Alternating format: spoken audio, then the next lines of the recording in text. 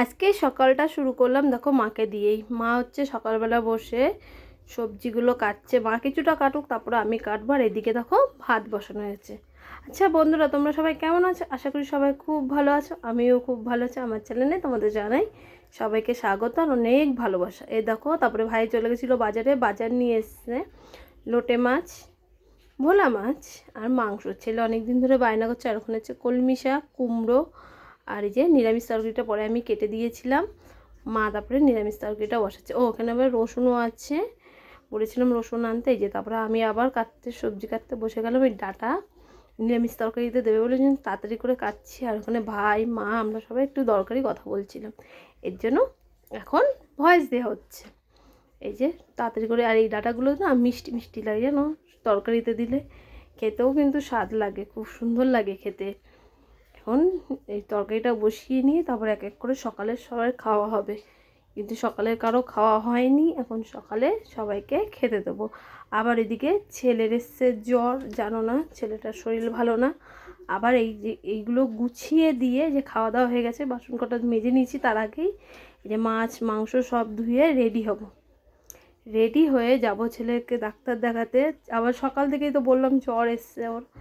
এমনিও বিকালে যেতাম আমি ডাক্তার কাছে রিপোর্ট দেখাতে, তাই এখনই যাব।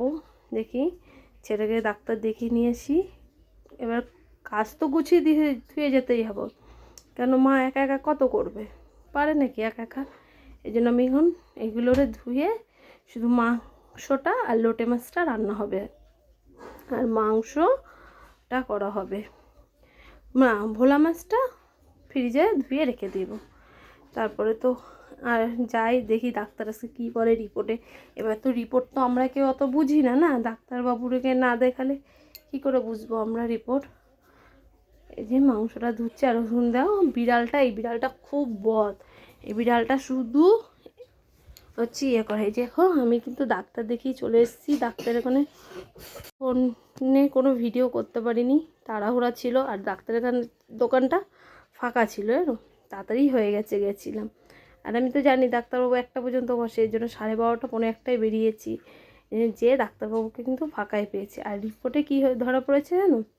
রিপোর্টে ধরা পড়েছে হার্নিয়া হয়েছে। এবার ডাক্তারবাবু বলল ওষুধ খেলে ঠিক হয়ে যাবে, তোমাদের ভয়ের কিছু না। এর আগে একটা ডাক্তারবাবুকে দেখিয়েছিলাম, উনি বলছিল অপারেশন করতে হবে। এর জন্য আবার ডাক্তারটা চেঞ্জ করলাম। যে আসার সময় আবার ওর জন্য মিষ্টি কিনে নিয়ে আসলাম। আর এতগুলো ওষুধ দিয়েছে, এখন জ্বরের ওষুধটা চলবে, পরে হার্নিয়ার ওষুধটা আবার চালু হবে। আর এদের ভাই এখানে মাংস কষাচ্ছে।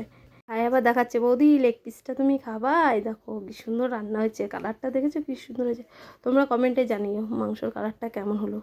তারপরে চলে আসলাম, এই যে ছেলেকে এখন ওষুধ খাওয়াবো। এই ওষুধটা 35 ফোঁটা করে দিতে হবে। এই তারপরে এই ওষুধটাকে খাইয়ে তারপরে যাব স্নান করব, ঘর মুছবো, পুজো দেবো, বুঝেছো, অনেক কাজ আছে। আগে ওকে ওষুধটা খাইয়ে নিই। আগে তো ছেলে, তারপরে সব কিছু, বুঝেছো, আমার কাছে আগে আমার ছেলে, তারপরে সব। আচ্ছা সঙ্গে থেকেও দেখতে থাকো পরে। গুড ইভিনিং বন্ধুরা। পড়ে যাচ্ছি কেন আমি? সেই ছেলেকে ওষুধ খাওয়াচ্ছিলাম তখন ভিডিও করেছি, তারপরে পুরো বিকাল দুপুর এখনও ভিডিও করিনি। এখন যাচ্ছি দোকানে, আর দোকান থেকে ঘুরে আসছি। আর বাইরে জানো বৃষ্টি হতেই দেখো বৃষ্টির মধ্যে দোকানে যাচ্ছি সন্ধ্যাবেলা। আর দুপুরবেলা কোনো ভিডিও করিনি তোমাদের সাথে। ছেলেটার শরীর ভালো না, জ্বর ছিল, ওকে নিয়ে শুয়েছিলাম। এখন দোকান থেকে বাড়ি যাই, তারপর আবার ভিডিও কন্টিনিউ করতে থাকো, সঙ্গে থেকে। বাড়িতে চলে আসলাম। এই দেখো কি কিনেছি বলো তো। বিস্কুট আনলাম, দুধের প্যাকেট, চিনি আর 2টো গজা। আর এখন করবো একটু পরোটা। ছেলেটার তো জ্বর, ও সেরকম কিছু খাচ্ছে না, তাই ভাবলাম একটু পরোটা করি। ও পরোটা খেতে ভালোবাসে। আর সকালবেলা তো দেখালাম মিষ্টি আনছি, মিষ্টি দিয়ে পরোটা দিয়েও খাবে। আর মাংসও তো রান্না করা আছে, যদি মাংস খায় মাংসও খেতে পারবে।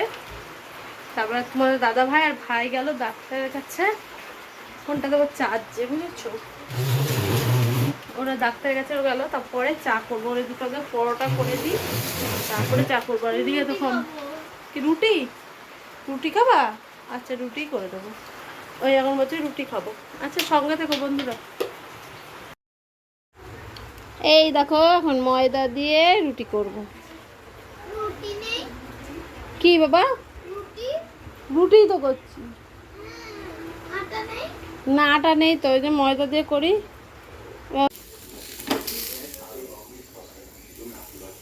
এই দেখো কটা রুটি করলাম আর 3টে মতন পরোটা ভাজছি।